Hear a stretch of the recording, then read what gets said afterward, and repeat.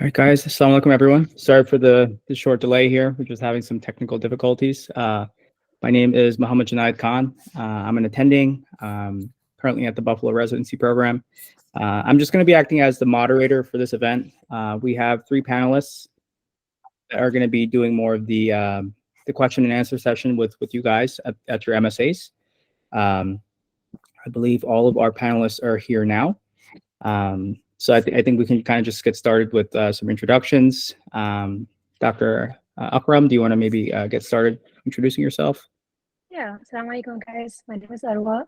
I went to Shoal for school, and I did residency at St. Vincent in Indianapolis. And I just graduated last year and started working as an attending this year. I'm at Marion VA. Wonderful. Jazakallah khair for joining us. Fatima, do you want to introduce yourself next?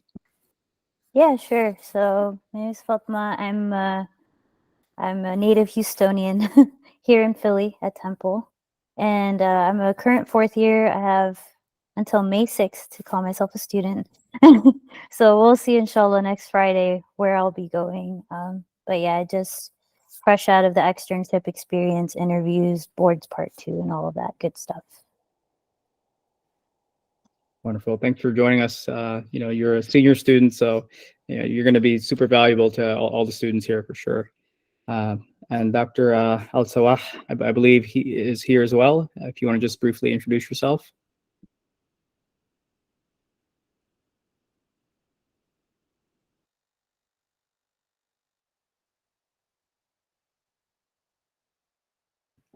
Okay, it looks like he may still be. He's here. You guys hear me? Yeah, we can hear. Mohammad Al-Sawah here. I've been out 6 years, so I'm in private practice amongst other things. So I'm looking forward to being as useful as I can be to the students here. Jazakallah khair for So so just a brief introduction about Muslim Podiatry Network, kind of who we are, what we're doing. So end of 2023, a group of us kind of came together to share some common goals, which we've shared in our newsletter, and our Instagram as well. I don't want to sit and reiterate everything, but we're hoping we can kind of have a national network of Muslims in podiatry at all levels, residents, students, attendings, for networking purposes, to earn good deeds, inshallah, and do some work, inshallah, around the world, which we're working on currently. But we just want to make sure that all the students, especially, are they feel like they belong in podiatry, and they have older brothers and older sisters that they can ask open-ended questions to, and hopefully everyone here feels comfortable. There are no bad questions, there are no stupid questions. I hope everyone here feels very comfortable asking anything. So with that being said, this is kind of just an open question and answer session. We don't have any PowerPoints or anything prepared. So with that being said, I mean, we can just start taking some questions.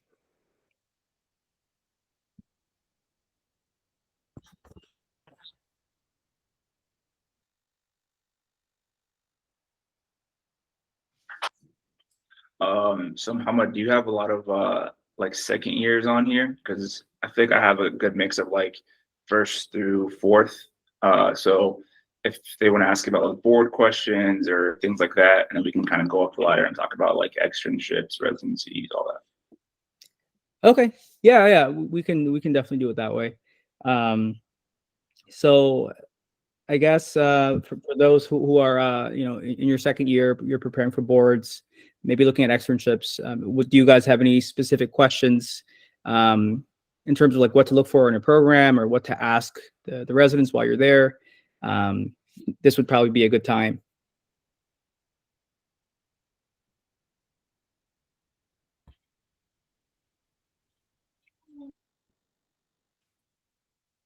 Hello, everyone. My name is Umair. I'm from NYCPN. So a lot of my third-year colleagues, we've been asking a lot of our attendees the same questions. What are some things that you see in students and externships that makes you remember them, or like that makes you go like that person, like that student, like it puts them aside from everybody else?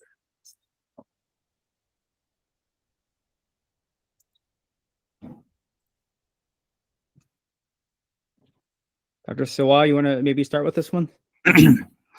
Yeah, I mean,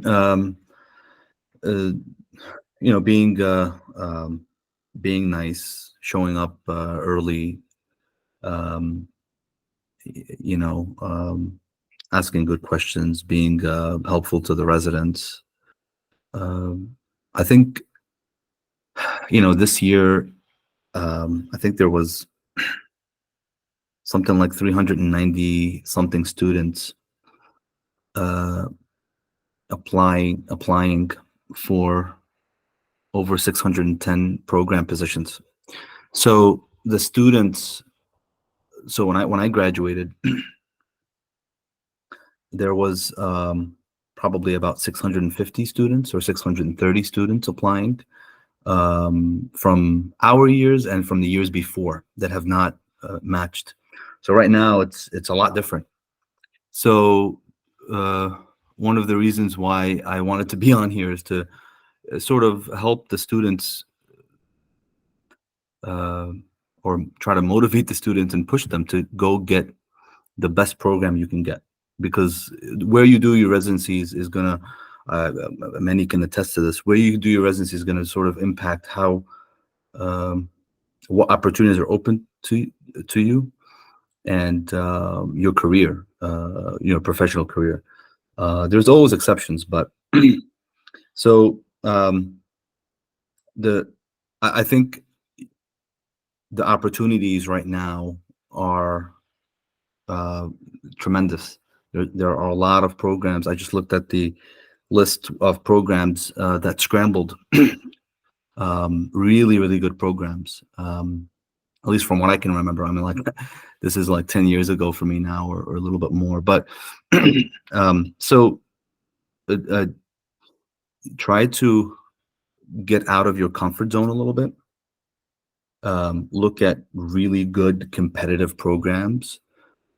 I think one thing student counselors try to, or mentors in schools that work for the schools, they try to, and this is true. I asked residents and students up until today, even from my time and before, they try to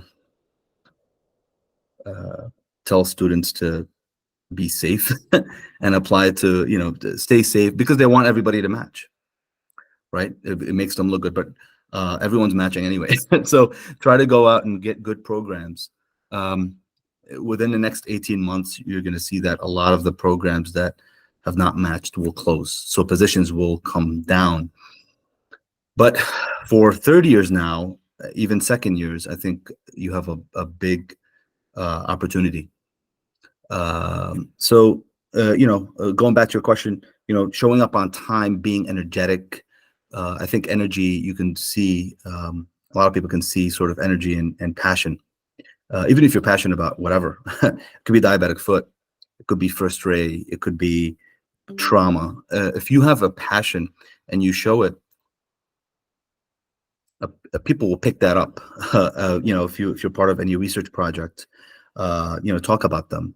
I think, we try to, sometimes students, they're a little bit shy. So just be outspoken a little bit. Just don't settle, man. Don't. I just came back from interviews this year, earlier, and I had a lot of conversation with a lot of Muslims, and it seems like at least half of them, they were regional. They're like, well, I want to end up here, so I'm going to go to residency here. And I looked at their programs. I'm like, go get better programs. There are better programs. I know some of these programs. So the biggest thing is you need to pick good programs. You need to pick good programs. There are a lot of programs that just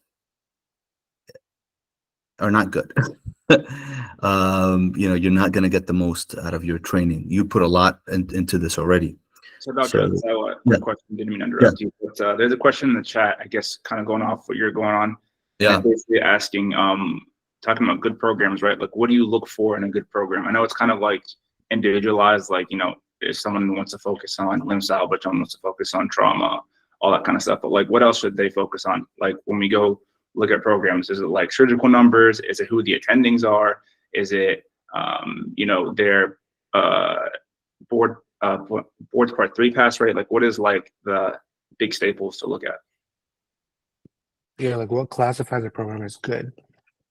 Yeah, it's a good question. I didn't know that. I didn't know what was a good. Otherwise, I would have done. I went to NYCPM as well, and I tried to do the good name programs, you know, around the country, in Midwest and East Coast. But I would have went to San Francisco had I known, you know, what Schubert was doing out there at the time. So there are programs that are classically good, like good programs. I'll give you an example, and I mean, this is just an example, just because I know it historically. The New York Hospital of Queens, Presbyterian, Charles Lombardi. He's got 30 years experience, 30 years of a solid program, where if you graduate from the program, for sure you know how to do A, B, C, D, and E, for sure. And it's academic enough. I know it's 4 years. I'm just giving you an example, right? So a program that has a good reputation. There are a lot of other programs that may not have a historical reputation, but they're really good. So I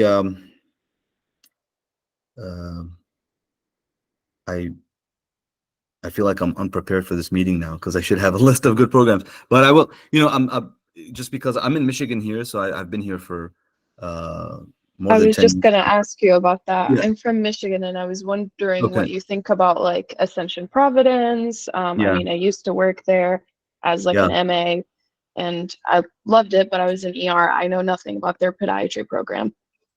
Yeah, I mean, Michigan, the Midwest, I can answer any question about most programs. So Michigan, I know very well. I'm part of, you know, several programs, you know, me and my partners. So yeah, Ascension, Providence, Southfield, Novi, I'm part of the program.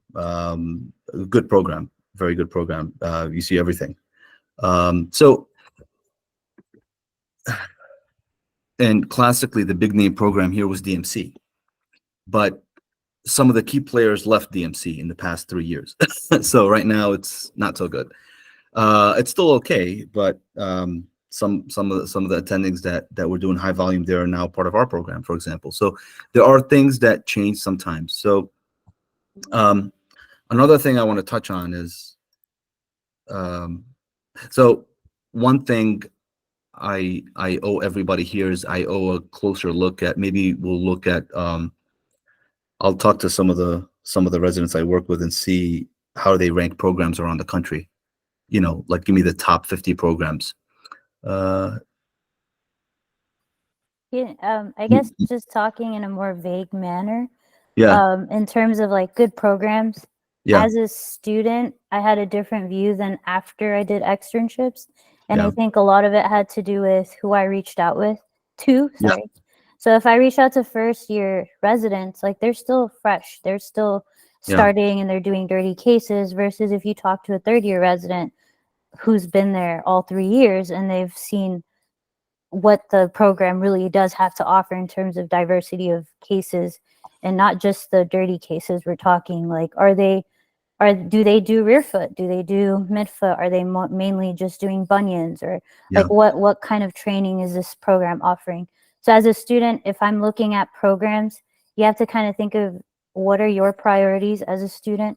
So is location a very big thing for me personally? I'm married, my husband is in a specific city. It would help if we stayed in either that city or where my in-laws were. So that was like a really big factor, versus another student, they want to do trauma. They love trauma. So maybe a level 1 trauma center is what they're looking for when they're looking for a program, versus another student who's like, oh, I love limb salvage.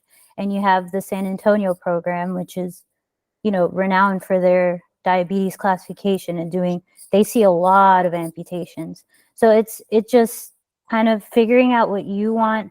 Also, if you haven't figured out what you want, maybe when you're picking your externships, you kind of pick a really nice mix of what you're looking for. So yeah, go to the rigorous programs that are like, oh, like this is MedStar, Inova, like the ones that are, you know, well known. And then also go to other programs that you've heard some good stuff about. You've seen, you know, a lot of it has to do with networking. So reaching out, a lot of it has to do with you also as a student in your second year. I know you're studying for boards and it's tough, but try to start reaching out and visiting if you're able to, if you're in town, or at least doing virtual academics, virtual, just see how things are run. See if that culture is for you. If you go to a program's CC, like their case presentation, and you see that the attending is super hard on, you know, the residents, is that the environment you thrive in? Or are you more of like, you need positive reinforcement? Maybe that's not the right program for you. So I guess in terms of picking what program is good for you, you have to align it with what your priorities are for residency. Plus, you will learn a lot more during externships. You will learn, you know, just looking at the third year, are they just closing? Are they just suturing at the end of cases? Or are they actually holding the sagittal saw and doing things? So you have to kind of also gauge it during externships. But before that, you have to kind of gauge in terms of, do you want a mix, or are you just focused on one thing? Or even, I know a lot of my classmates who are focused on one specific thing. They do externships and they're like, oh wait, maybe this isn't what I want to do for the rest of, you know, for my residency training. Maybe for those 3 years, I want a more balanced program, or I want a program that's more heavy on limb salvage or Charcot, or it offers Charcot and I really want to do Charcot. And then there's some people that will not, you know, step foot in a case with Charcot. So it honestly is very individualized. In terms of picking the programs, I think the biggest thing for me, reach out to third year residents, reach out to second year residents, reach out to, you know, any attendings at your school that have gone to these programs recently. They haven't gone to them recently, but they graduated. Ask them if they have contacts that are at the program right now that you can reach out to and ask about the program and how it is currently. Because like Dr. Sawah said, like, you know, some programs attendings have left, and those are the ones that were making the big name for the program. So the best people that would tell you would literally be the residents that are currently there doing their second or third year. Yeah, absolutely. I agree with everything Dr. Sawah and Fatima just said. Dr. Akram, do you want to add anything to, you know, what makes a good student? Yeah, there's a few things. I feel like it starts in your first year. Honestly, all of these top programs are going to be looking at your grades. So they're going to pick a 4.0 student over a 3.2 every single day, no matter what extracurriculars you have. So focus on that GPA, try to get that as high as you can. That's going to be the most important factor. Now, if you're past the point where you don't, like, let's say you're going in with a 3.4, 3.5 GPA, right? Now you need to be looking at programs that are generally taking people in that range and then shoot higher than that as well. Very important, like Dr. Sawah said, don't settle. If your program, like, person is telling you, oh, your GPA is too low, you can only like rank these certain programs, don't fall for that. Try to shoot as high as you can. If you don't match, that's fine. But at least make sure that you're shooting for the good programs. And the big names that are out there, they're there for a reason. UPMC, West Penn, Presby, Orlando, Palmetto, Grant. I mean, Grant did have like leadership change, and that's where it's important to know what's going on with their people in charge. But DMC, Legacy, Swedish, all of these are big names for a reason. And it's oftentimes all white boys who go to these programs. So I think let's get that diversity in there, show them your faces, show up and actually be good. I feel like a lot of the times, and this is from personal experience too, a lot of brown students or like Muslim students, unfortunately, are not the best when we get them in the OR. I'm not sure why that is. I'm being very frank with the conversation here, by the way. So I think it's part of us being told that we need to be like very timid, or like, you know, don't speak too much, or like your opinion doesn't matter as a student. That's not true. Speak up, be involved, ask questions. That's why you're there. You're there to learn. And then I think in terms of asking the residents, I think second years are probably going to be the best resource, because one, they've already been there for a little while. They know what's going on. Third years don't care as much because they're now like ready to leave. So I think if you can get like in touch with the second year, that would be great. Talk to your upperclassmen, like the fourth year students. They know what the good programs are, and they have been like at those places the earliest. So reaching out to them and asking them, I think, is a great resource. Those are absolutely great points. I agree. Second years are probably the best. Second year residents are the best people to ask. Some of them are about to be chief. They're a little bit more invested in residents that are coming through. Third years are, they're kind of on their way out, but third years are the ones you want to be observing the most. If you could go to an externship and then you have a third year that's, double scrubbing, I don't know, a toe amputation or something that first year should be doing, and they're struggling with it, that should be a red flag for you. But if you see the third years they're like mini attendings and they're doing their own thing, maybe walking the first year through it, then that's a different story, right? So third years, you should be observing more. Second years, you should be kind of communicating with them a little bit more. As for me, I am working with students and residents in Buffalo. I'd say what makes a good student is someone that makes the residents or the attendings' life easier. Someone who's prepared, someone who's texting me, the attending, the night before, asking for the x-rays, like, hey, what equipment do you need? What are you using? Someone that's really invested, someone that really wants to learn, right? Like Dr. Sawah said, someone who's enthusiastic, right? Like we can feel these things, right? Versus someone who just kind of shows up and, hi, my name is so-and-so, and that's it. You don't hear a peep from them. And I do agree. I do think a lot of brown or Arab or Muslim students or residents are shy, timid, kind of in the background, kind of getting overshadowed sometimes. And I do think some of it is cultural. I mean, some of my my seniors were in residency at Montefiore Mount Vernon were FMGs, foreign medical grads. And we work with ortho, and ortho kind of wants you to be thinking ahead to the next step all the time, not waiting for instructions. And that's where you can kind of fall in the background and maybe be even overshadowed in residency or externship. So definitely all great points. A few other things. I would say don't text anyone after 9 p.m. Like be mindful of that. That's something I feel like you kind of remember. Like that 6, 7 o'clock time, that's great. Ask questions, but don't ask too many questions. Like you don't want to be constantly badgering the residents either. So just be a little bit more mindful. And I noticed this recently where if you're offered something, like let's say the resident offers you or the attending offers you to suture, don't ever say no. If you're ever given an opportunity, you take every single opportunity, okay? Ask them, hey, can I like draw the local for you? Do you want me to grab the tourniquet? Can I put it on? If they say no, that's totally fine. You can step back, but don't ever say no to an opportunity given to you. I think we have a hand raised by Liana Kabir. Yes, assalamu alaikum everyone. I'm a second year, so I kind of had a question. A question just came up. I thought of something. Basically, we go into the clinic in a couple of months, and I guess I just want to ask, how can we, like, say you get, obviously we see all sorts of patients and we meet all sorts of people. How do you guys approach those kind of like difficult interactions? Say if someone says a comment, like how do you guys navigate those situations? I can mention I work at a VA as a Muslim, like visibly Muslim person, so you would assume you may get like a lot of comments, but alhamdulillah, that's not been the case. I feel like if you are a good doctor or like a good student, you're doing your job, it's very rarely the case that patient is going to focus on that. There is going to be like a few of those that are just going to be, mean, and that's okay. You focus on your learning opportunity, and you don't necessarily have to care how the patient is really interacting with you. I think I can kind of sort of talk about if politics, for instance, are mentioned. That's definitely something that you as a student should not be talking about.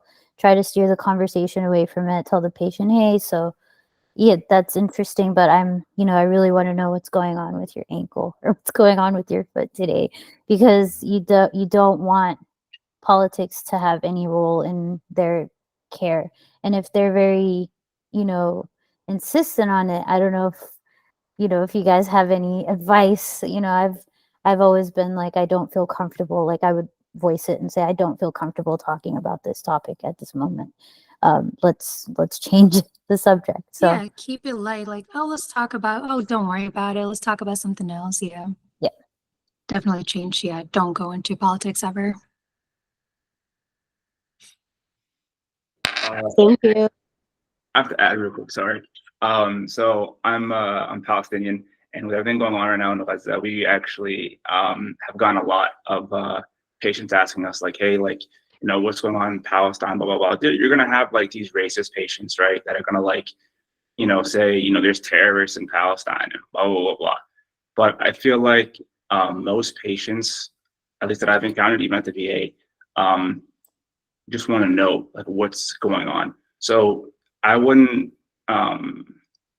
fall back on educating a little bit, like a 30-second conversation, like, hey, there's, you know, a deep history over there, and what's going on right now is really unfortunate, you know, but here's some resources to kind of like do some research, and, you know, if they have like direct questions that are easy to answer them, because I feel like also as Muslims, especially like VA patients, for instance, right, I think they don't interact with Muslims that much on a day-to-day.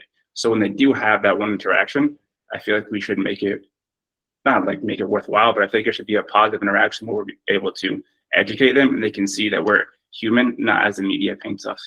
So, yeah. I think the way you interact with the patient really shows them what a Muslim is as well. So it's more so like your actions speaking up. And if, like you said, if there's like a direct question, absolutely. But like be the good doctor or be the good student, that shows who a good Muslim is. Yeah, so the way I see it, there are kind of two approaches you can take here, and I think you guys just hit both of them. I mean, approach number one is, you know, kind of just, you know, deflect it, you know, don't really get into it. And I think as students, you're in such a vulnerable position that that's probably the better thing to do right now. But again, if someone's being insistent, if someone's making you uncomfortable, you have every right to tell your attending or resident or whoever you're working with, hey, this person's doing X, Y, and Z to me. I don't want to see this guy anymore, right? I had to do that before actually at Temple, because some guy, he was just a little bit off. And, you know, in wound care, you kind of see the same people every few weeks. And I'm like, I don't want to see that guy anymore, right? And it's okay to do that, right? You have the right to do that. No one's ever going to fault you for doing that. At the same time, I do think that as a student, you're being prepared for being an attending, right? When you're an attending, you don't have to take people's crap. Right? If I have a patient that's racist or giving me a hard time or giving me comments, I don't want to see that person, right? I have every right to tell them that, or the administration or the office people, that this guy is being discharged from my office, from my clinic. So you also have to know how to balance that as well. You have to know, like, obviously deflect, you know, just focus on patient care. But if someone's being very insistent, you don't have to take it, right? And to Iyad's point, absolutely, it's an opportunity to spread dawah, of course, right? And to talk about our deen, but the best way to show it, obviously, is with our character. So I think you guys hit it perfectly on that. I think we had another question here from Aisha. Hi, assalamu alaikum. I'm a second year at Temple, and my question was, I couldn't go to the ACFAS conference in February, and I know a lot of my friends, you know, they interacted, they networked with residency directors. So how important do you guys think it is to go to conferences and actually, you know, meet these people in person and things like that? I never went as a student and it was fine. So, I mean, it can be helpful, sure, but it's not going to make or break anything for you. Yeah, I agree. If you don't have the opportunity to extern at a program that you're interested in and you can't physically meet them, I think visiting is the second best option, at least the director, I feel. I think I had a lot of misconceptions about certain programs that, oh, like, I guess residents have a say in who's going to be the incoming first years. But then you get there and you find out, no, only the attendings and the director. So meeting the director is pretty important. Doesn't mean that you have to spend however much you have to spend to go to ACFAS, because it is expensive. I know at Temple, they do offer sponsorships, but it's $500. The flight itself is how much? Like $300 plus lodging. Plus it's expensive. You're a student. You're already taking on loans. Externship year is going to be even more expensive. So that would probably not even be a great idea to go to ACFAS even then. So I think the best thing is either visit the program if you can, or you know, if you're doing an externship, you're going to meet the director naturally. It's This might be kind of a, oops, sorry. Sorry, no, I was just going to say the likelihood of you ending at a program, if you haven't rotated there, it's low to begin with. So if you're rotated, you have the highest chance. The next is if you have visited for a few days. The one after that is going to be if you visited for one day and met the attending. But even after all that, and when I was doing my interviews, I was told that, hey, we absolutely love you, but we're still going to rank you lower than the people who externed at our program.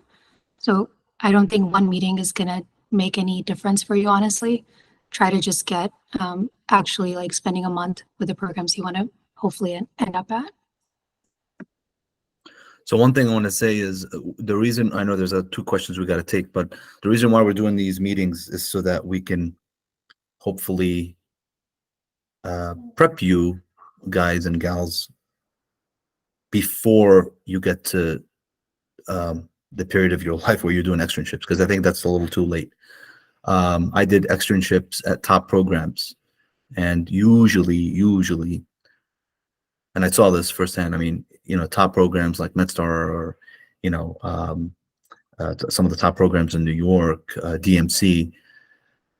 If there's heavy ortho involvement, if it's part of a big med school, the hands-on component of podiatry is usually not as much. So you'll find that sometimes there are hidden gems in some community hospitals, where you go there and you know, second-year residents doing everything. Third-year resident, in our program, third-year residents, some of them we don't scrub it. We're in the room, but we're not. So it's a different. So again, you know, this is second years. You have to do really. You have the most work, right? Because you have boards and you're going to pick your externship. So you really have to reach out to people. And of course, there are certain people have certain responsibilities, right? If you're married, if you have kids, if you have to say, but if you're just a podiatry student that's looking to get the most out of podiatry, don't limit yourself. One other thing is impressions. You know, I remember I left a few impressions as a student. For example, like somebody would say, hey, you know, in the corner, come here, you know, what are we doing here? You know, and give me 5 indications for this surgery. And I would say, I'll give you 10. Right. And so, you know, that leaves an impression, you know, certain things, and that attending never forgot me. So you want to make an impression. And so, of course, it starts with grade. I agree, Dr. Akram. Grades it shows that you're hardworking.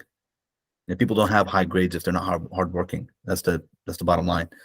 So grades show you're hardworking, and you should speak up and leave a good impression. Nobody's looking for you to have like the perfect hands. They'll teach you that stuff. There's labs. We do labs every other week. But if you know your stuff, at least the basics, you're going to stand out, whether you like it or not. And don't worry about that. I mean, yeah, you know, some people will be racist. Some people will just come from even attendings, residents. Right now, the country's polarized. You understand? So, so what? So what? You know, you're. For me, of course, if someone sparks a conversation, educate them. You know, based on, you know, but sometimes, like Dr. Khan says, you know, you're in a vulnerable. You know, as a student, you don't want just. If you think this person is genuine and they're not gonna, you know, intentionally hurt you, sure. Oh yeah, if there's good intention behind the conversation, sure. But if you think it's just, you know, you're getting poked, don't even. I mean, just let it go and just but be the best student you can be, right? Be the best student, and students. It's refreshing when students know their stuff. It's refreshing. It excites me. Students that know their stuff, I want them. I don't care what your background is, we pray 5 times a day, but students who know their stuff, it makes it easier for me to take them to the next level. So I'm sure everybody, all the attendings here agree. And they're ready as a resident. If I'm having to teach basics for residents, it takes a lot. The more energy attendings have to put into the residents on a basic level, the less likely they can take you from one level to the next. And we have, superstar residents. But going back to how you guys can prepare grades, and if you have bad grades first year, okay, no problem. Second year, all A's, something like that. Do your best and know your stuff. Yeah, great points for sure. And, it's kind of what you said leads into some of our questions we have here from some of our students regarding kind of, knowing how to approach residents, the right way and seeking mentorship. So I'm just going to quickly just paraphrase student Dr. Zawad's question here. So how do you guys go about seeking mentors and also recommendation letters when it comes to applying for residency? What are some tips you guys have for networking, building positive relationships with the higher ups? Panelists, any comments on that? Yeah, I think the easiest would be the professors that you're working with. That would be like your first go-to. Most likely they are the ones who are going to be writing you letters as well. And then you have this group. I feel like this is another great resource for you guys now to reach out, especially if you're focused on one area or just, anything specific. This is another great opportunity for you guys as well. Great point. We're actually working on a Google form to match mentors and mentees together. So, we have a few, we have a few people that are directly involved with residencies. So that should be coming out, inshallah. If not this week, then maybe after Ramadan. It's still kind of a work in progress. And yeah, for recommendation letters, just a comment, I obviously in residency, you review some of the recommendation letters that students submit for CRIP, and then for fellowship, same thing. I was at UPenn's fellowship. I looked at some of the recommendation letters, and you kind of know like the professors who kind of just use the same recommendation letter and kind of just like recycle it. And we don't even read those, right? I've never read it. I was just gonna say, I've never read a recommendation letter. Yeah, unless it's someone who writes a genuine, legitimate letter, which is not that. It's not that common where you actually get that. We don't even read them most of the time. So try to get something quality that's actually going to help your profile. Don't just look at it as something that's going to meet your requirement. You know what I mean? But that's kind of what I have to say for that. I know there's a second part to the question, but some tips for networking or building positive relationships. Yeah, I think MPN is a great thing for that. One thing is just don't be afraid to to shoot emails to anyone. Like I remember when I was a PGY1, I shot an email to Dr. Lavery in Dallas about some question, and then he and I were emailing back and forth for months, right? Talking about just research, right? And who the heck was I, right? I was a PGY1, and this is Dr. Lavery we're talking about. So don't be afraid to just shoot people emails, and you'll be surprised how many people are actually willing to help and mentor you. I think especially with Instagram nowadays, there's so many podiatrists out there posting on their stories, and if you interact with them and ask questions, almost all of them are very happy to answer. Is that how you guys reach out? I know this is probably a dumb question. I'm actually just a first year, but I do want to go visit a few programs in Michigan and go shadow, and I don't know who to reach out to, how to reach out to people. I don't know how to go about this. We have spring break coming up, and I feel like that would be a really good time to get some shadowing in, but I just don't know who to reach out to. Sure. I'm sorry to do this online in front of everybody, but you have a pen handy? Yes, I do. Yeah. Take down this number. This is my chief resident. Yes. Take down this number. His name is Akram Al-Junayed. 313 240 1091. I wonder how many texts this guy's going to be getting by the end. He'll take care of you. He doesn't care. You. He doesn't care. Thank you. He'll tell you he'll take care of you in Michigan. Thank you so much. Appreciate it. Yeah, for sure. There's a lot of programs in Michigan that people should go to. You said he's in Ascension? Yeah, but he knows all the. We have a group. We all a part of the same group, so we know all the programs. Yeah. Gotcha. Thank you so much. Appreciate Yeah, it. for sure. And sorry, I know there was a question about good programs in New Jersey. I think for very specific questions, we'll definitely, once we get the mentorship thing kind of up and running, we'll definitely make sure that, the people with specific questions about localities or programs, we'll make sure you're in good hands. But for New Jersey, I'm kind of out of touch. I know Jersey Shore used to be good. University Hospitals is good in terms of Morristown, training. Morristown, right? Morristown's good. Hoboken used to be. Oh yeah, I mean it's hard to tell, but that's just but we'll definitely make sure Mohammad, we get you, Mohammad Reza, we get you in touch with someone from that area for sure. So someone's asking, can you please repeat his name, Dr. Yeah, Sawah? I did. I wrote it in the chat. So one thing is, I guess regionally, we should have maybe a network like regionally of docs, maybe residents and attendings. With what programs they recommend to go to and what programs they recommend to stay away from. Sarur raised his hand. Assalamu alaikum. Just had a quick question. I know we touched on it a couple of questions ago. Can somebody talk a little bit more about tangible, I guess, OR skills, things that we can do? I mean, we know like some of the basics, like be prepared to suture, I guess set up the OR. Are there any other, tidbits, tricks, things that you guys might kind of see in I guess, an excited or a good candidate for resident? So before you guys answer, I kind of just want to say something. Every program is a little bit different. Like there are some programs that are they're very open-minded, that they know that everyone's coming in with different hand skills, and they care more about kind of your academic background, meaning how hard you're working, how hardworking you are, how teachable you are, right? Are you someone that's arrogant? Are you someone that if you say, oh, you know what, your sutures need to be redone, are you going to get mad, right? So some people are okay if you don't have good hand skills coming in, even if you're horrible, right? Other places want you to have some level of a baseline hand skills, right? They don't want to be teaching a PGY1 how to suture, for example, right? There are programs out there like that. That's just kind of some background. I'm not going to answer the question myself right now, but I'll open it up to the panelists to do that. I think depends on where you are. If this is your first month out, the expectation is going to be significantly lower on what's expected out of you. At that stage, you just need to be open to learning, and anything, if someone's trying to teach you how to put a tourniquet on, learn that properly. That's great. But if this is like your last month out, the expectation is going to be slightly higher. And I think that's normal. That's natural. Gauge, and you can even ask before you go into the OR, like what you guys are comfortable with.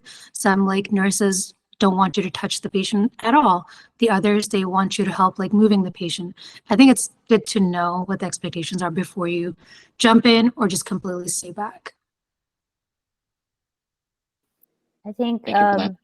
just the basics is you walk in and you introduce yourself to the tech, the circulating nurse, the anesthesiologist. Before you touch anything, just make sure like, hey, am I good to draw up local and set the tourniquet time and all of that. I think another thing is make sure you've prepared for the anatomy of the case. So you know that you guys are going to do orthodesis today, first MPJ, then look up everything all the pertinence from class notes, the anatomy that you're going to encounter. I think the biggest thing is definitely anatomy. And then I guess secondly would be classifications. So if there's an x-ray that's pulled up, be prepared to classify, like Dr. Sawah said, having that knowledge is very important. They don't want to teach you things that you should already have been taught in school, but also in terms of as a student, just know that, don't ask questions during like the tough parts of the cases, while they're doing things. Like the best time I was told to ask questions was while they're suturing. So, because that's when it's kind of low stress. Nobody's out here thinking about how, what size screw you're going to put in. No, that's, everything's done. You've already cleaned up. Now it's just time to close. Then you can say, oh, and I'm just curious, why did you use this type of plate, or what is that plate? Or feel free to ask questions, but like Dr. Akram said, like don't bombard them with questions. So try to use the case to kind of think of, you know, higher order questions that you can ask that, you know, if you do have further questions, obviously you can ask the resident later. You don't have to ask it in front of the attending, but if there's something you want to ask the attending then and there, that would definitely reflect that you're not just standing there. You're actually learning, you're actively learning. You looked up the case the night before and you really are interested in what's going on and you care about podiatry. So that will definitely make you stand out, I think. Always being there to help. If you know that this program, they love to do posterior splints, and you know, go make sure you have the cast material in the room, or ask the nurse, can I go get it? Or go to the, I know there's like an ortho cart where they have all the cast padding and all that material. So familiarize yourself with all of that. If you know that they're going to use lead in the case, you know, go get the lead for the resident and the attending if you don't see lead on them or they didn't bring any. You know, just go a little, little things do go a long way with attendings, but don't overdo it. Like, don't, you know, constantly bombard them and they're thinking about this case and what they're going to do and not wanting to answer this like lower level question from a student. But also, like, you can ask questions, just pick the right time. So yeah. Definitely good insight from everyone. There was another question here from Ibrahim. Says, Assalamu alaikum. How do you feel we should approach asking residents and attendings on externship to be excused for things like Friday prayer or 5 daily prayers?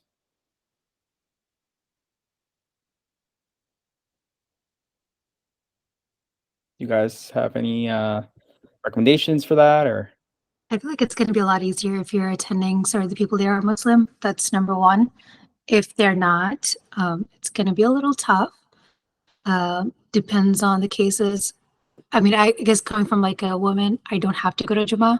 So if I can just go pray, like, you know, somewhere, that's easy. But if you bring it up to, like, I think you're a student coordinator, a lot of the hospitals have Jummah that you can just take, you know, 10 minutes, go pray quickly, and you can leave. If it's something important to you, definitely say it initially and make sure, you know, you're doing everything else, like you're putting in 100% rest of the day. And if you need to step off for 20 minutes to pray, that's totally okay. But I'll let the guys, I feel like, answer this more. Yeah, I feel like if you discuss it with the residents, resident that would be open-minded. Oh yeah, I used to, I've actually used to pray in the call room, like in the corner while the residents were there. So, yeah, I mean, Jummah, I mean, now it's a little bit more, it's a little bit easier because you have, like, you know, multiple mosques that have different times. So I think it's not as difficult. But there have been some very religious Jewish students that have discussed with some of the hospitals I work at, you know, we observed the Sabbath, and I know that was an issue with decision making. You know, okay, and so now we have to worry about like call schedule and you know, so try not to make it the highlight of your you know, the highlight of you know, you're there as a stud, you know your stuff. So going back, you know, a lot of students are on here going back, you know, what Dr. Akram said, you know, you need grades, you need, you know, try to be as studious as you can to get good grades. But when you study too, try to hit the high yield things like indications for certain procedures, contraindications. Those are going to be the high yield questions. You know, people are not going to ask you super difficult questions most of the time. I mean, this is rare, right? They're going to hit they'll ask more open-ended questions. You guys agree? More open-ended questions to let you talk. So to answer a question, you know, try to ask some of the residents that are friendly ahead of time, but don't make that like that. Don't, you know, they shouldn't discuss it with the whole program that, oh yeah, you have to take a certain time off, because then, you know, it spooks people because they're like, okay, well, he's not going to be available this time, every week, whatever. So. Yeah, absolutely. I mean, obviously it's illegal to choose people based off of their faith or gender, sex, whatever. But, anyone that has been at CRIP will tell you that there are always closed door discussions. So, oh, we can't have too many females. They're going to get pregnant and go on maternity leave. Oh, we can't have too many Muslims. They go for Friday prayer. The Jewish people who are observing the Sabbath. Behind closed doors, they talk about these things, right? Like that's what happens. So like Dr. Sawah said, don't let that be the thing that makes you stand out, right? You should be so good on paper and on externship where they're going to accept you regardless of that, right? But yeah, I mean, I think the residents really do dictate your experience on externship. Don't be afraid to ask for 5 minutes to pray Jummah in the call room or whatever. Like I asked for every place I went to, and everyone was very receptive, and they actually appreciated that. You'll find that people appreciate students who have a sense of direction and meaning in their life, right? Like it stands out. So don't shy away from that, but at the same time, don't let that be the thing that's kind of overhanging you. So in terms of Jummah prayer, so for me, it was like a non-negotiable thing. Like I had to do it. It meant so much to me that like if a program were to give me a hard time about it, I just wouldn't rank that place, right? Now I know everyone does not feel that way, and that's a decision for you to make, right? What matters most to you. Luckily there was a Muslim brother, Baha, Muhammad Al-Sawah, you know him. So there was already kind of a foundation in place that, okay, the Muslim brothers go to Jummah at this time.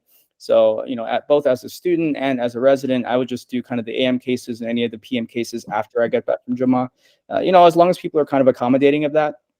But not every program is like that, right? And religiously speaking, if you have a duty, if you really do have a duty for something that you can't get out of, it's okay to just pray the heart. It really is, right? Now, I'll leave that up to you, up to your comfort zone. But hopefully that answers your question. So, usually the hospital will have a bunch of Muslims that pray Jummah. Usually, usually you just text, hey, are we meeting? What time? This and that. So it's a good networking thing too. But yeah. So I know we're coming up on an hour. Just two quick questions. One for you, Dr. Akram. I watched the webinar on Monday, I think that they had with the Shoal program, and there was a couple sisters that were attending, and they were talking about what it's like to be not only a woman but also a Muslim woman in podiatry. So if you could kind of speak on that, and I know you're an attending, I don't know where you said you were at, but like they also talked about like how the negotiation process works, like when they're trying to get a job, if you had someone do it or you did it yourself. And then just for you, Dr. Khan, like do you recommend doing a fellowship? Like what's the pros and cons, and do you think it's needed at the current point in time? Thanks. Dr. Akram, you can start. Sure, yeah. So for me, being a Muslim woman, I think being a visibly Muslim woman, you do definitely stand out, especially when a lot of the older attendings are white men. So it is harder to kind of relate to them. If you don't play golf, if you don't watch sports, there's not much to talk about. A lot of them are big into alcohol, and then a lot of these events are, around that. I think that it is something that's going to make you be less involved than some of your counterparts, your other students. I think it is a hindrance. You're not going to be out at the bar like some of the other students might be at these programs, and that's just how it is. And be okay with that. Be okay with being uncomfortable or not being in every single space that you're not comfortable with. That's one. Second, I ended up at a program that's predominantly white. There is no other brown people before I came here at this program. There were definitely no Muslim women at this program, but I really wanted to be here. I thought it was a great program, and the programs take that into consideration. So that's important. Then after that, looking for jobs. For me, I stayed in the area that I was in. I needed to stay here for personal reasons. Your attendings are going to be a great resource. They'll help you reach out. There's recruiters that help you reach out. When I was negotiating, I negotiated myself. And one thing I asked for was Jummah prayer. That was something that was my non-negotiable. I was like, I'm going to get Fridays, half days. And they were okay with that. So know what you want. You are valuable, and make it work for you. Yeah, that's absolutely great advice.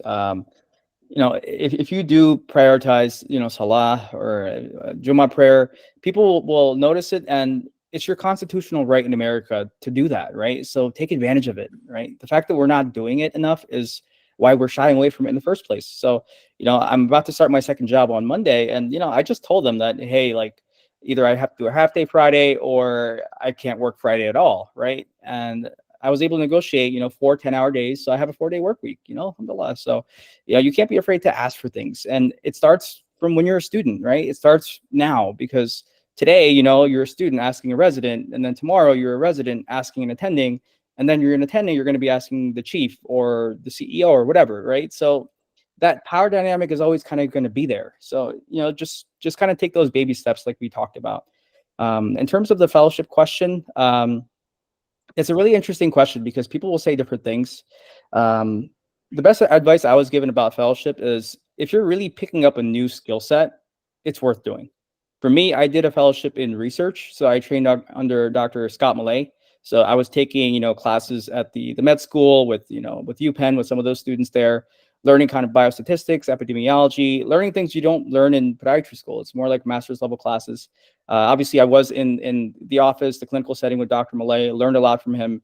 But, for people that are doing kind of just these like office fellowships and, maybe just doing some of the same cases they did in residency, I don't really know if that's worth it, right? Now, if you're learning how to do total ankles, if you're learning, different types of reconstruction that you did not do in residency, then it's definitely worth it, right? But just in the last like 3 or 4 years, there have been so many new fellowships coming up, and I don't know anything about them. But what I do know is that like the availability of the fellowships overall has kind of watered down the meaning of what it means to be fellowship trained, right? And a lot of these are not accredited by anything. It's just people are starting a fellowship because they want some cheap labor in their office, right? Because they want someone to kind of push their volume. And how much are they actually learning? I mean, I don't know. Kind of just depends on the place. So just be very careful choosing a fellowship if you do decide to do one. But I'd say it's way more important to just have 3 solid good years of residency training if you're trying to do a lot of surgery. So I think that's just way more important. Okay. Are there any other questions before we wrap up? I just want to kind of just do a quick review of the quarterly connection. I know a few people mentioned that it was helpful for the last talk on Monday. For anyone that wants to stick around for that, they can. Otherwise, we can go ahead and start that section here. So I'm going to share my screen. Were there any other questions before I started that?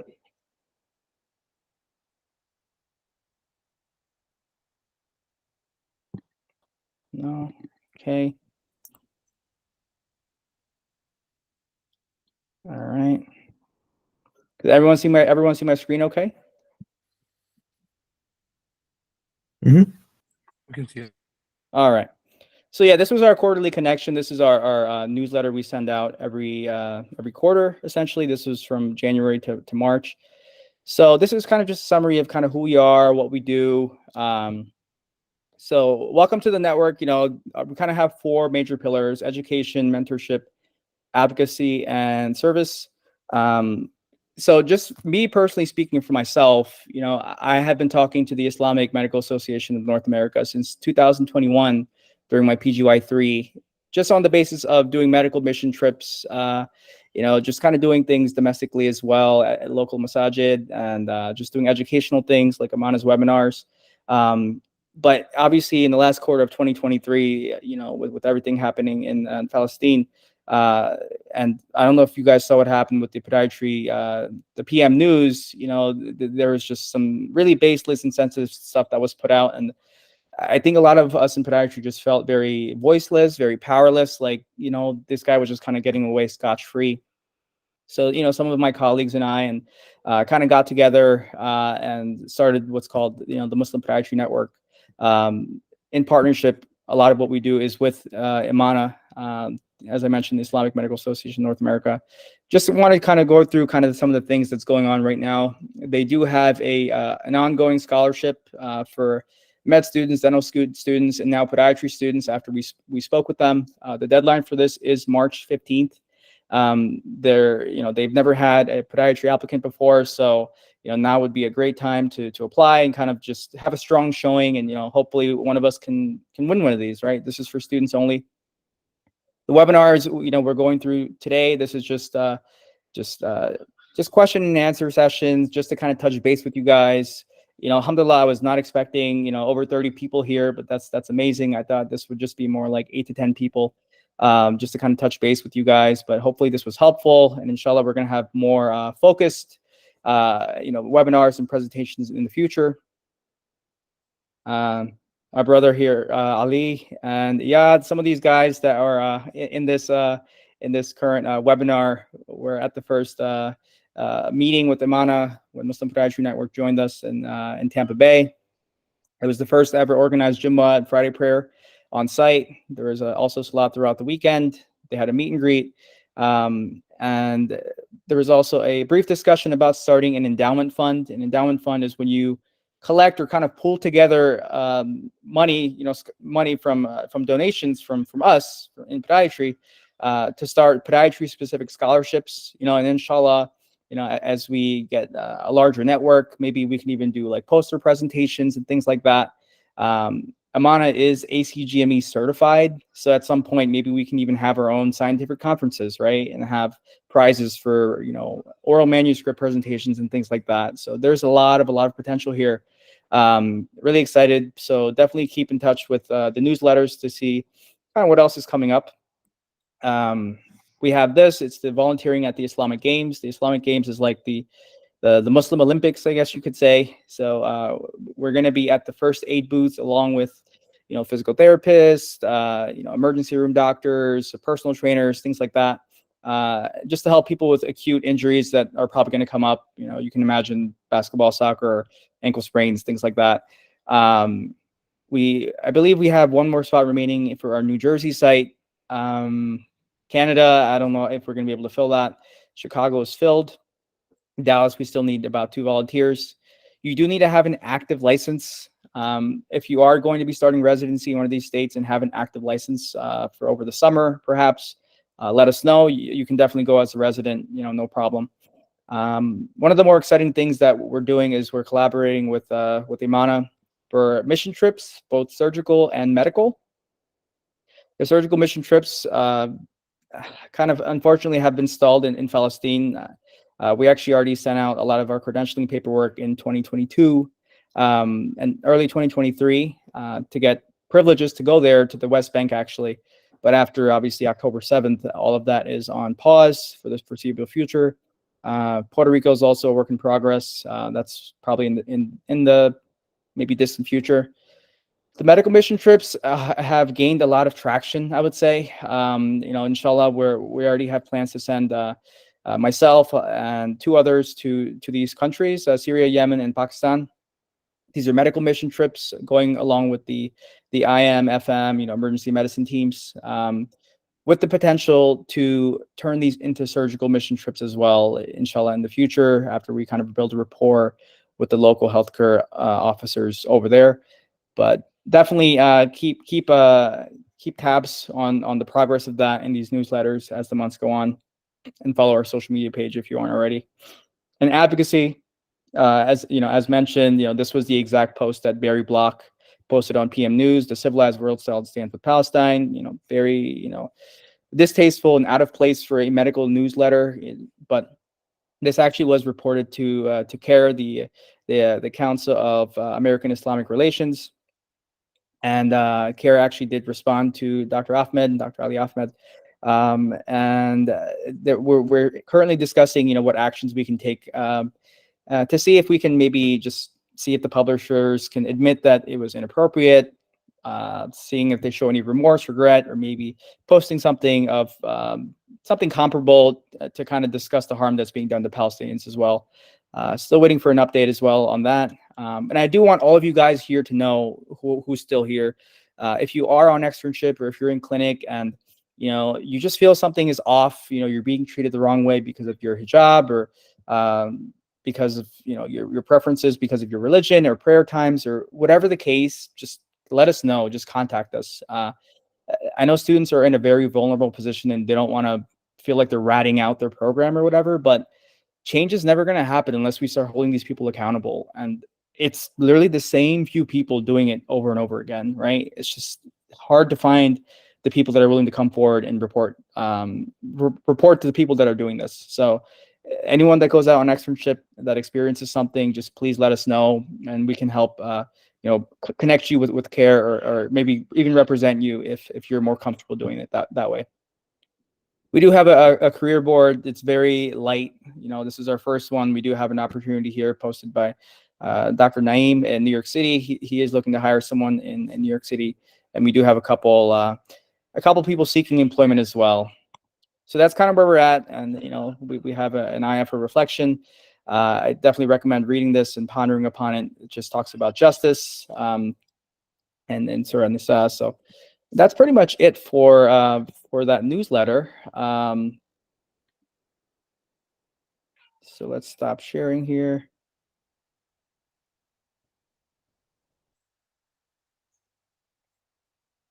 All right.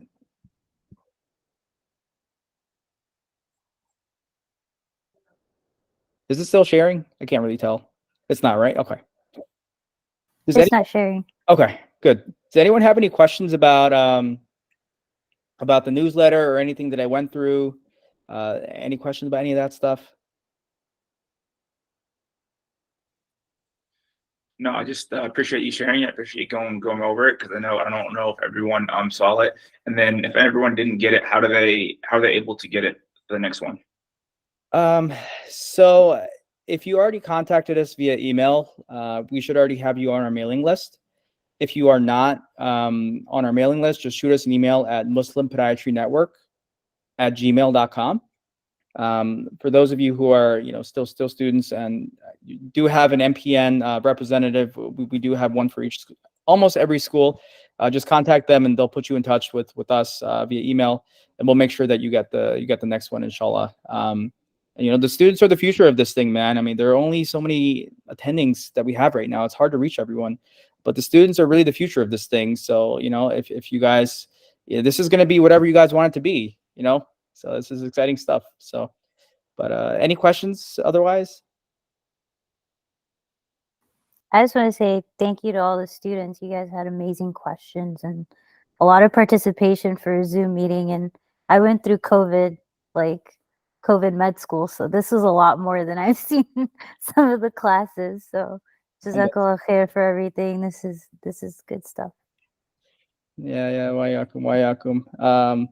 And yeah, looking forward to more of these in the future, inshallah. Hopefully this was helpful. This is going to be recorded, so you guys can reference this in addition to the one from last week as well.